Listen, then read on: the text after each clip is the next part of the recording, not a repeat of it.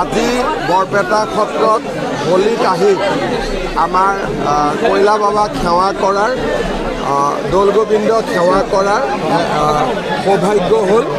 মই পৰম পিতাৰ ওচৰত প্ৰাৰ্থনা কৰিছোঁ আৰু অসমবাসীৰ ৰাইজৰ মংগল কামনা কৰিছোঁ। ইয়াতে বৰপেটাত হোলীৰ দিনা আহিলে মনেই পৰিৱৰ্তন হৈ যায়, ই বৈকুণ্ঠপুৰীত পৰিণত হয়।